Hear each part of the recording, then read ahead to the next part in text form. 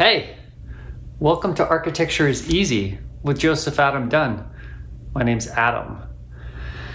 Today we're talking about the wall. Do, do, do, do, do, do, do. Are we gonna dance on the wall? Everybody join in, every all. 'Cause we're talking about the wall, y'all. Yeah, so the wall is a crucial element of architecture. It's used, we'll say often, if not heavily often, very often. It's maybe even a crowd favorite of this sort of architecture community. And also sort of a very approachable sort of thing of just the man off the street. If you're an architect, you want to talk like architecture with somebody who's not an architect, and you're kind of like, oh, I don't know if I should really talk to them about fenestration or faceting or composition or scale. Talk a little wall talk. Any old person in the street, any old friend, any old family member over a turkey at Thanksgiving, they'll talk some wall with you. Give it a shot. Throw it in the pot. Stir it up. I bet you get something interesting. Everybody likes a wall. Most people probably even have a wall story, which is what leads us to why we're here today, because I'm going to tell you a story about the wall. So the wall was invented in Wales, and it was by a gentleman named Wally Pixarelli. And Wally Pixarelli lived in Wales, and he had need for, he was a Roman Catholic, and he was tired of going to church in like thatched, buildings that were just basically giant wooden beehives, really. And he would go in there and he'd be like, you know what? I feel like all this kind of like, he's like, it's a little breezy in here. I'm going to be honest. He's like, I feel like I could use a little better insulation. I really, when he's at home in his cave, what Wally would do is he would like surround himself with a sort of what we would call a wall of sheep, and he would kind of snuggle in between the warm sheep, and that's where he would do his prayers and maybe even his meditations. But when he would go to church, he's like, I'm just in a big old pile of sticks. I'm tired of it. So he traveled to Rome. He went down and he said, you know what? We need better churches. We need something that'll kind of solidify the structure, that'll enclose our space, that'll sort of take my prayers and keep them sort of locked in around me for a while. Because I don't really, in those days, this idea of saying a prayer and it going direct line to God or universe or whatever it is that you may pray to.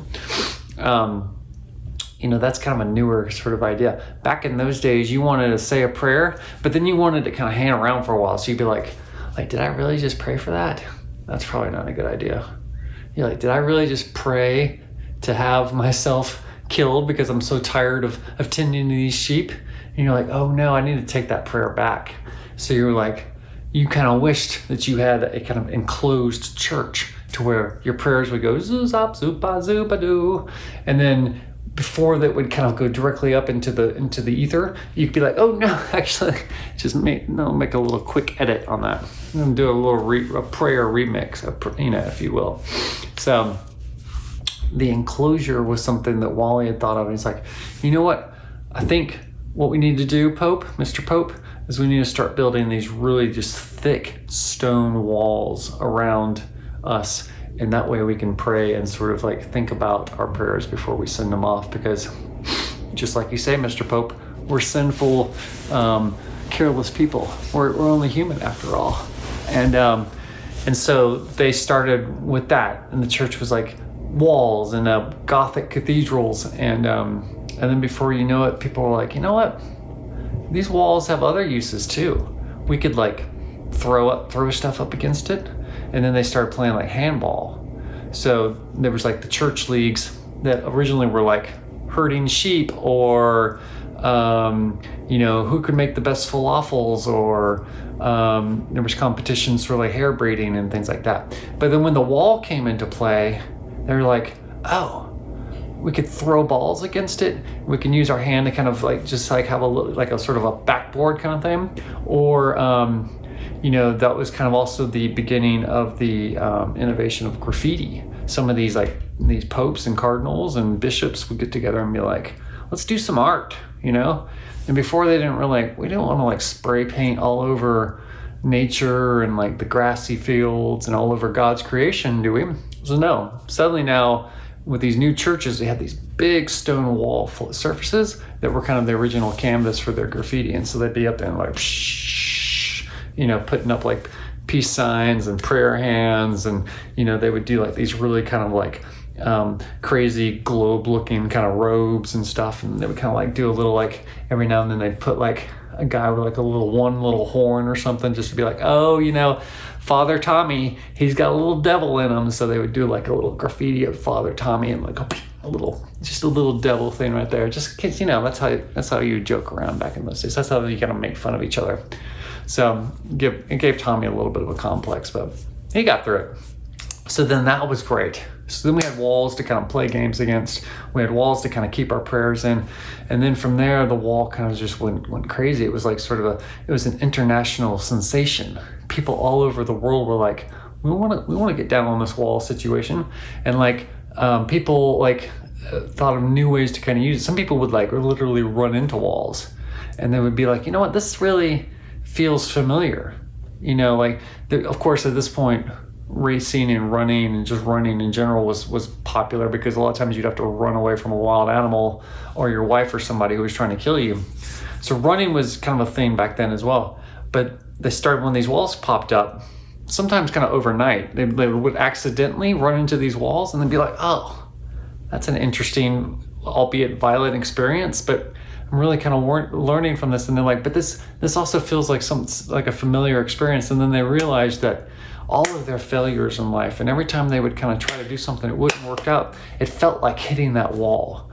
And so that's where the expression of like hitting the wall kind of comes from. It's from those days of the kind of early days of the wall. And then as time went on, sure enough, like any good thing that started off kind of pure and innocent and just about fun and just a little bit of blood, walls became sort of a tool of oppression, and they started kind of confining people with walls and kind of separating people with walls, and they would put people on top of walls, and they would say, if you can't climb over that wall, then you're out of the family, these kind of things, and then they would kind of like cover the walls and like really rotten fruits and things, so like there would be like these like stink walls everywhere, because they're like they invented the idea of the stink eye at this point, and they were like, when you didn't like somebody, but then they were like, oh, you know what? I don't like that person so much, I'm going to make a stink wall. And so when next time they piss me off, I'm literally going to build a wall outside. I'm just going to put a bunch of stinky, rotten fruit and maybe like some grazing animal kind of feces. We've talked a lot about the sheep. We're just going to pack that all onto this wall. And so when they come out, they've got to deal with that stink wall, and they're going to know that they've pissed me off. So the wall got abused. It got over kind of like sort of marketed, if you will. It kind of became sort of a catch-all thing for so many different solutions, ailments, good and bad, and things got a little bit out of hand. But of course, like any good story, this has a happy ending. Ultimately, people spiritually decided that they found ways to sort of break down these walls. Sometimes they would make a big speech ahead of time, and they'd be like, they'd come out and they'd say, they realized that their life was full of all these kind of walls, and they'd say, like I would say to myself, Joseph Adam Dunn, tear down this wall. And then I would go out and I would tear down a bunch of walls, and I'd be like, oops, I don't have a house anymore. But then I was also like, oh, but while I'm at it, and then I would tear down all my sort of emotional and sort of like mental walls and be like, oh, but I'm completely free now. The walls are gone, And then from there, the walls could just be something that I could kind of keep in the background, or they could keep in the background as sort of a as needed basis. The addiction to the wall was no longer a sort of epidemic, if you will. And then today, walls have just kind of become sort of more of a mundane sort of day-to-day kind of occurrence in our life. We use them pretty much for everything, but they don't really have much power over us anymore, because they're just sort of they're not virtual, and they don't really give us likes, and they're rarely Instagrammable, and they don't taste very good. So they've kind of fallen out of favor again, unfortunately, but they've become a solid foundation for our society, and architects continue to use them because, well, they're important, and they're part of our human story. So yet again, just remember, that's the story of the wall.